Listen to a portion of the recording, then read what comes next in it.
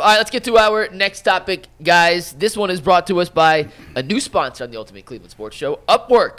Scaling your business requires the right expertise at the right time. With Upwork, you can find specialized freelancers in marketing, development, design, and more. Experts ready to help take your business to the next level. Upwork gives businesses flexibility by connecting them with top freelance talent across multiple industries, including IT, AI, web development, and marketing. Whether you need extra hands for a project or a long-term partner, Upwork makes hiring simple and affordable. Visit Upwork.com right now and post your job for free. That is Upwork, UPWORK.com, to connect with top talent and grow your business today. Guys, we had Dane Brugler on earlier this week. Dane Brugler works for The Athletic. He's one of the best NFL draft guys on the internet. And he did a 7-round mock draft on Wednesday that then we discussed on the show. And this was Dane Brugler's 7-round mock draft for the Browns. I'm going to show you what Dane had for the Browns, give you the common criticism we got from that mock draft, and then ask if it's silly criticism or not. This was Dane's 7-round mock draft for the Browns. He had them taking Travis Hunter at 2. There were no trades allowed in this draft, keep in mind. He had Jackson Dart falling to them at 33. Ozzie Trapilo, the offensive tackle from Boston College, going at 67. Savion Jones at 94. Jordan James at 104. C.J. Dupree at 179.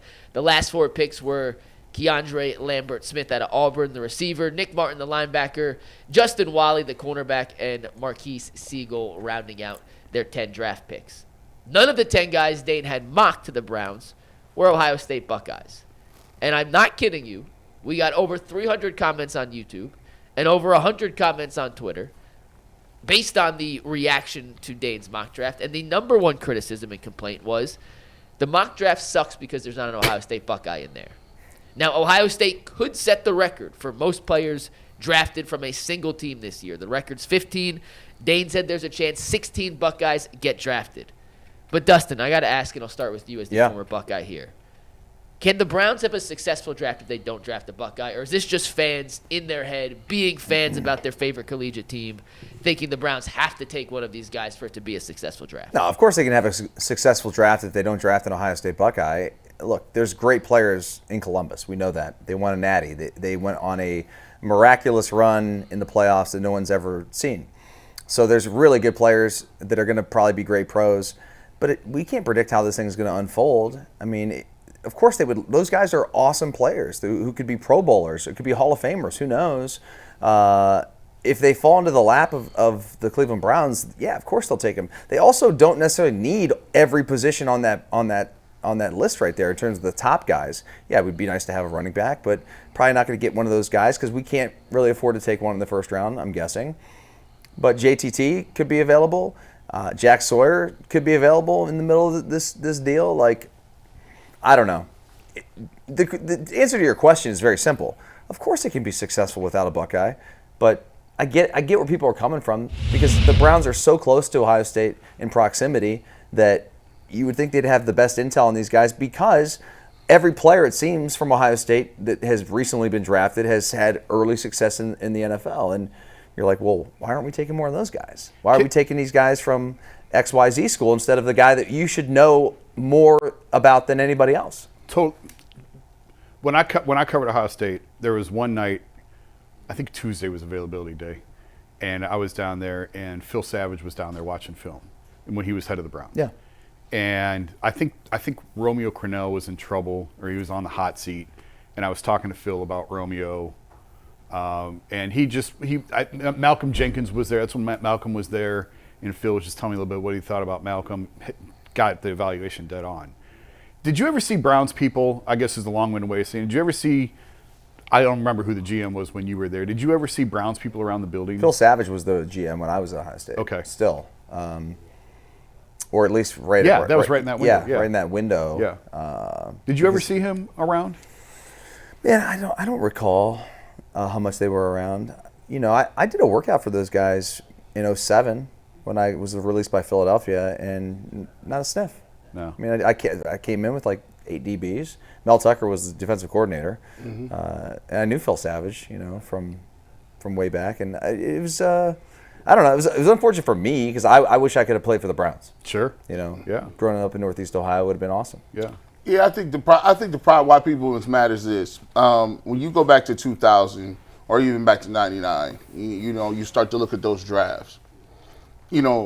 Ohio State, has been good for pretty much for the last. I mean, they've always been good, but they win the national championship. They started, they pretty much dominated the Big Ten, and you saw a lot of players from other Big Ten schools that was here, like. They had the Aaron Shays of the world.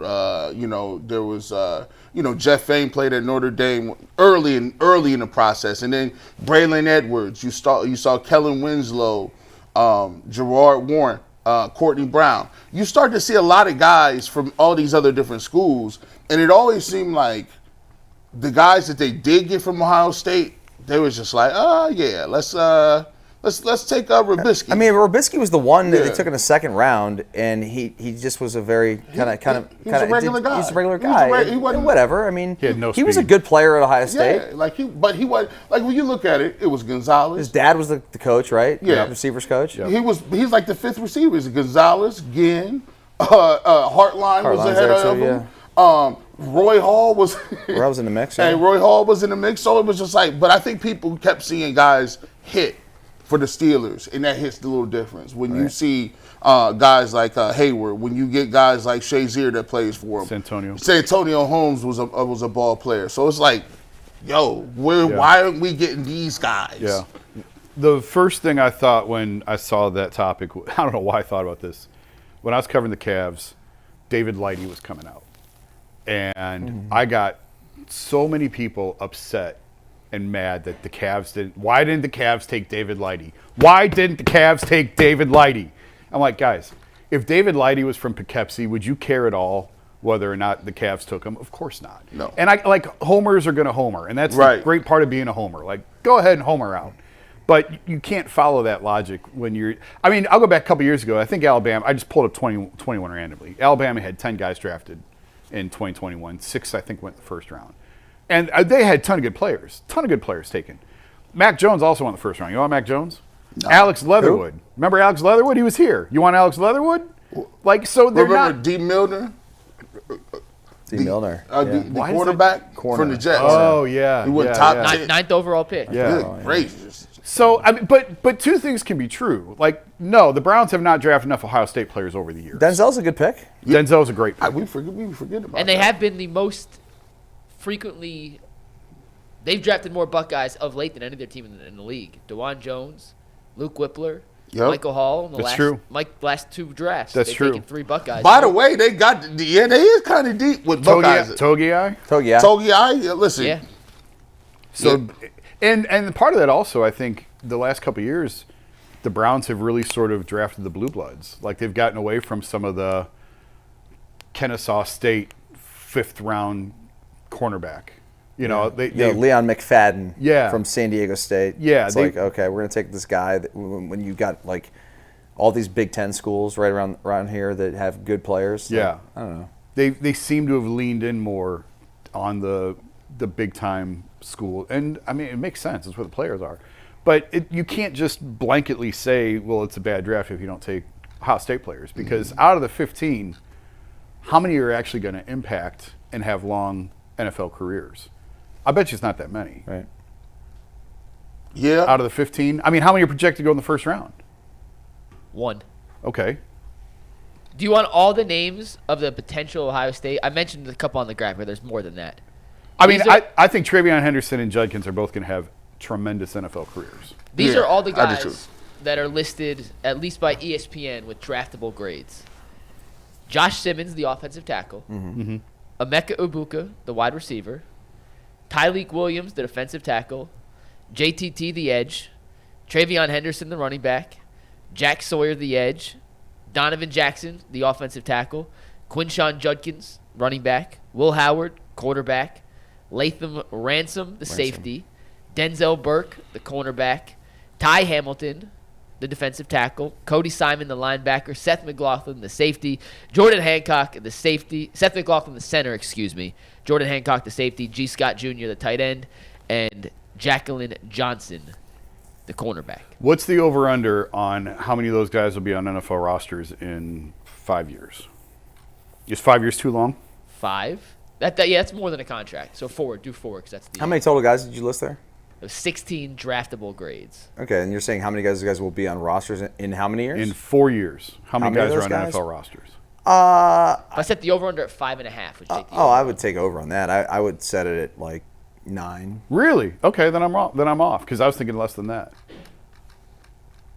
Were you thinking 7? I was thinking right around what you said. Yeah. You look at a lot of these guys just based on the grades. This is just ESPN. This is one grading site. They have 7 guys with first, second, or third round grades, and then a bunch of guys with that 3rd through 5, and then a couple in the 6 and 7 range.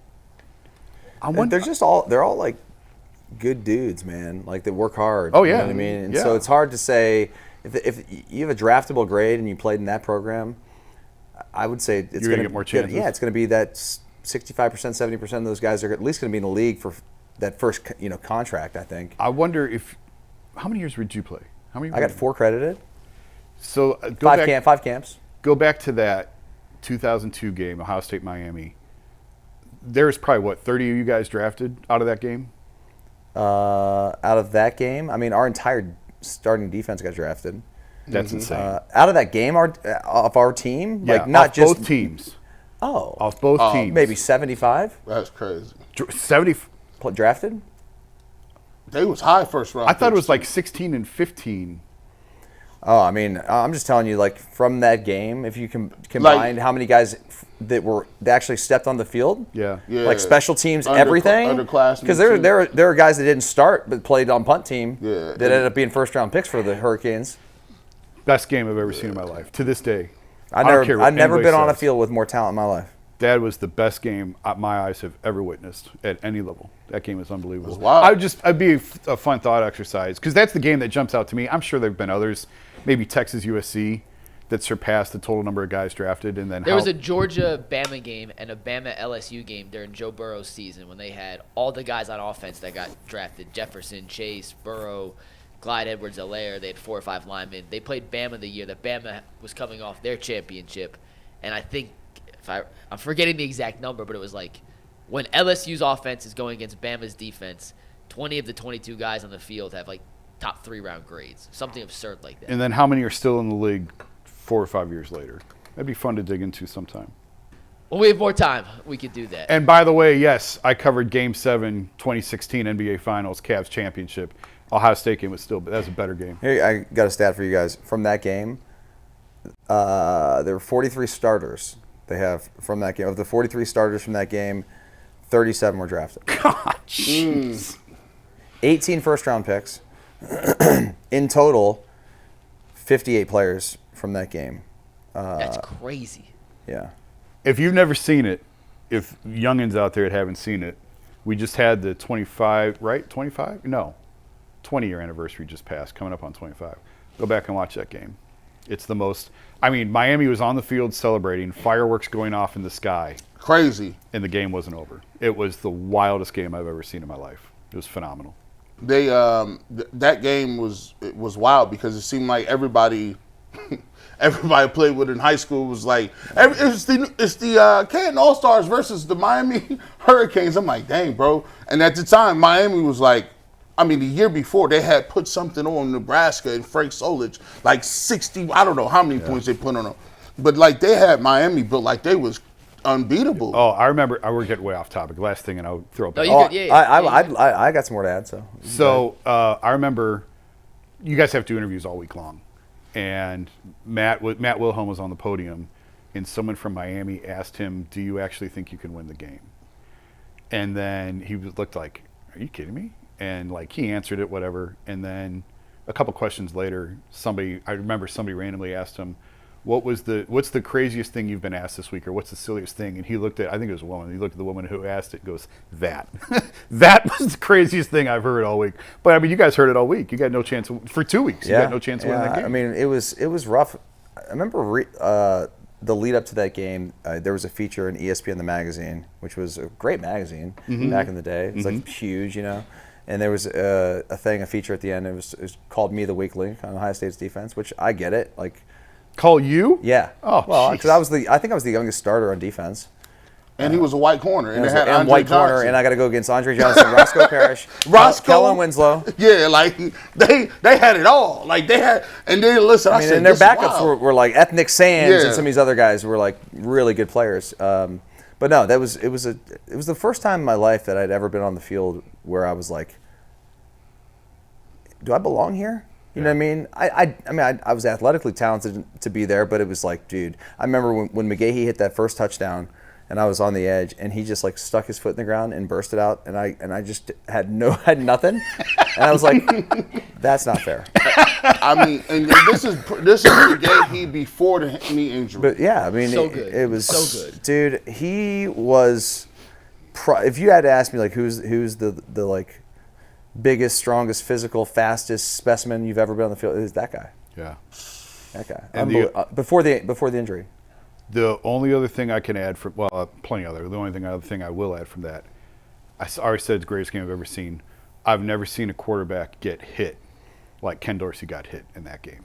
Like Got after his ass. Yeah. I said this like a couple years ago on a podcast, but like it was the first series, may have been the first play or second play of the game when Kenny Peterson got the sack on Yes. Dorsey, and Dorsey looks shell shocked. I said that was a big moment in the game because those guys, including Dorsey, were like, shit. Yeah. Like this is going to be a dogfight. Yeah. Was that going in? Was that the plan of like hit him and hit him and hit him and hit him and try and break It him? was or did always just work it was out always that way? D'Antonia's mentality that we were going to be aggressive and affect the quarterback. That was always the number one goal. Like you gotta affect the quarterback. You got to get after him. You got to make him feel the pressure, and we did.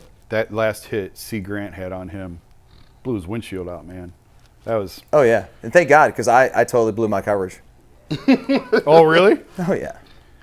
Yeah, I had a total brain fart in the final play. Yeah. Oh yeah, That's crazy. final play. I was playing man coverage on. I was playing man coverage on Roscoe. Yeah.